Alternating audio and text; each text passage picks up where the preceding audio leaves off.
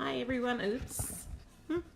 Trying to use the iPad and that's not always the easiest thing.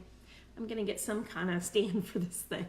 Anyway, hi everybody. I am coming to you because I put a post up earlier today on my personal page, and it was reminding people that we have thousands and thousands of mail-in ballots that have not been returned in the state of Florida.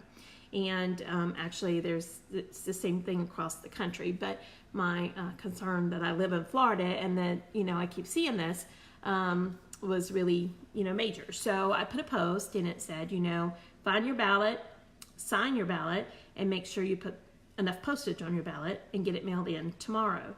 And I was talking to Ashley on the phone, and somebody messaged me that lives in the same county I live in Lee County in Florida, and she said, Kathy, I mailed my ballot, it didn't need any postage. And I was like, that doesn't seem right, because most ballots do. So I started Googling, and Ashley started Googling, and I called Ashley. I'm like, do you have your ballot? Have you mailed it yet? And thank goodness she hadn't mailed it yet, because Ashley thought that she didn't need postage on her ballot, and she lives in Hernando County in Florida. And I said, get your ballot, and she did, and she looked at it, and sure enough, guess what? She needs postage. But the way it's printed, you see a square at the top, and it looks like how when you get something and it's postage paid. So I was telling Ashley about a news story I had seen, a nationwide news story about so many ballots getting kicked out and not counted at all because they don't have the right postage to be delivered. So we started Googling to see how much it costs to mail in a ballot.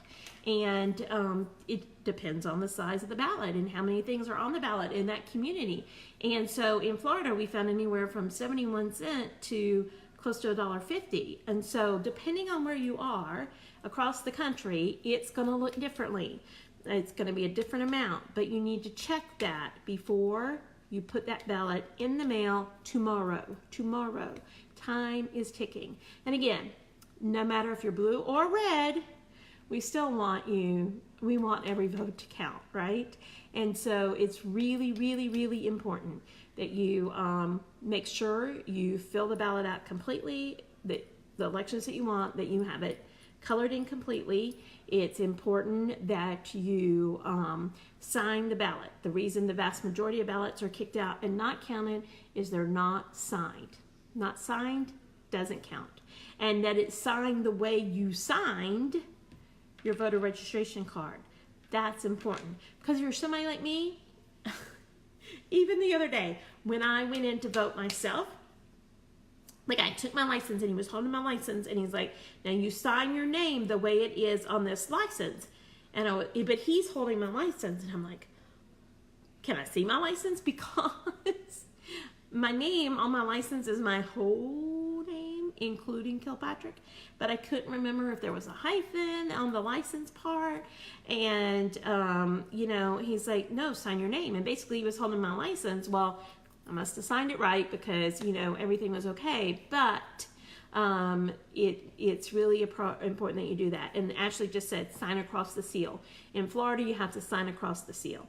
I'm not positive that's the way it is in every state, but it most likely is that way in the vast majority of states.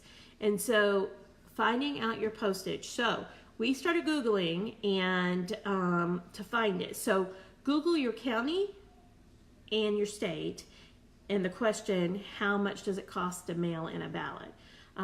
What we figured out is that, several people that we've been talking to tonight, their primary ballots probably never counted because they thought that they didn't need postage.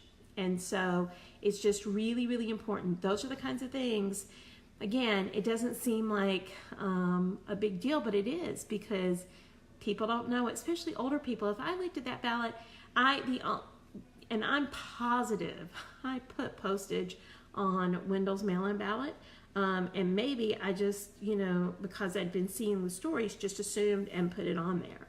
So it's just really important to look at those things. Another thing about voter suppression that I think is just important to know, and intimidation, when you go in the ballot does not always look like the sample ballot that you got at home. In fact, the vast majority of the time it's not. In Florida, when you get a sample ballot in the mail, it has all the elections for the whole county, but you're not eligible to vote in some of those elections, in those municipality elections, different places. So you've done this sample ballot at home, you feel prepared, then you go in and you get a ballot that looks completely different than what you had been looking at home. So even if you feel like you have a sample ballot, don't just take it in and lay it down and start marking it the way it's marked, because it's not going to line up. Okay, the elections are not going to line up. And in Florida this year, the governor's race is not at the top of the ticket. I'm not sure, but currently our Senate race is at the top of the ticket, and the Republican candidate is our current Republican governor, so that may have something to do with that. I don't know for sure, but the governor's race is down 3 on my ballot. It actually has the Senate race, and then it has the local House race, and then it had our governor's race, which was kind of odd the way that was laid out. So just take your time. Don't feel pressured to hurry up. When you go to scan your vote, if you have a Scantron machine, you need to scan it yourself, scan the pages in, and make sure that it's read and that you get the sign, and then scan the next sheet, because that's really important too. So making sure those little things are done is the only way you know that your vote has truly, really counted. So please make sure you do that. I've currently driven 29 people to the polls this election. Souls to the polls. I can't show you my toes because they're down there, but I got my toes painted blue today. Not for voting, really. It matches the outfit for the bridal shower this weekend. But meanwhile, my soles of my feet are taking as many people as I can to go vote. I encourage you, please do that. Again, everybody has the right to have a vote and have it counted. And so if you belong to a church and you know there's older folks in there that don't drive, if you know you have some people in your community that aren't able to drive for whatever the reason, offer them that ride. It doesn't take you a long time, and it's easy to get done. If you're going to early vote, no line, no waiting for the most part in all the precincts where I've taken people. I had to wait just a little bit, which was great. I was excited to have to wait, but the folks have been driving. There hasn't been a wait line and that kind of stuff. So it's just important. You never know what could happen on Tuesday. You never know. But you could have a breakdown. You could wake up with the flu. You could, God forbid, who knows what can happen. So if you're capable of going in early voting, go do it. And I'm somebody that until the last few elections was all about voting on the day. That's the social studies teacher in me, the civics person, but we need to get every vote in. So get out, go do it. But most importantly, if you have a mail-in ballot, it needs to get in the mail tomorrow.